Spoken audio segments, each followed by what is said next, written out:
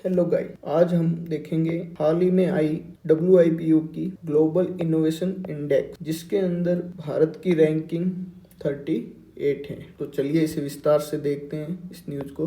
तो सबसे पहले ग्लोबल इनोवेशन इंडेक्स कौन जारी करता है? World intellectual property organization. ये संस्थान संयुक्त राष्ट्र की एक विशेष एजेंसी है और इसका ग्लोबल इनोवेशन इंडेक्स किसी देश की नवाचार क्षमता को मापता है।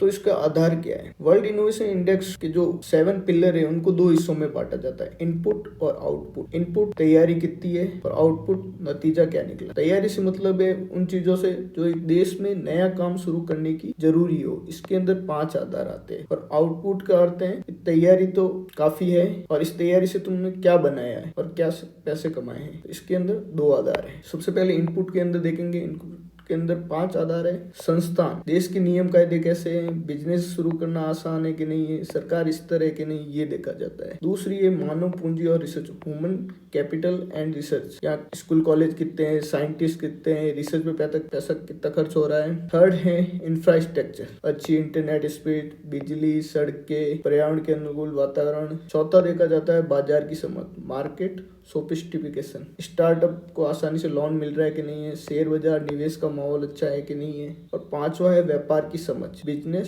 सोफिस्टिकेशन, क्या कंपनियां यूनिवर्सिटी मिलकर काम करती है या कंपनी बाहर के देशों से नई तकनीक सीख रही है। इस प्रकार इनपुट के अंदर ये 5 आ गए। फिर हम देखते हैं आउटपुट। आउटपुट के अंदर है ज्ञान और तकनीकी परिणाम, नॉलेज एंड टेक आउटपुट्स, कि कितने नए पेटेंट रजिस्टर हुए, कितने नए मोबाइल ऐप बने, कितना हाईटेक सामान विदेशों में बेचा गया है। 7वां है रचनात्मक परिणाम, क्रिएटिव आउटपुट, देश के ब्रांड की दुनिया में कितनी वैल्यू है, वहाँ कितनी फिल्में, डिजाइन, क्रिएटिव चीजें बन रही हैं। इस इंडेक्स में शीर्ष देश है Switzerland, Sweden, USA, south Korea और पहली बार चीन टॉप 10 कंट्री बना है। भारत की रैंकिंग में सुधार आया है। 2025 में भारत 38वें स्थान पे है। इस प्रकार भारत ने निरंतर प्रगति की है। लोअर मिडिल इनकम ग्रुप में भारत टॉप का देश है। दूसरी प्रमुख ताकत क्या? सूचना और संचार प्रौद्योगिकी सेवाओं का निर्यात हो या यूनिकॉर्न की संख्या में भारत दुनिया के शीर्ष देशों के अंदर है।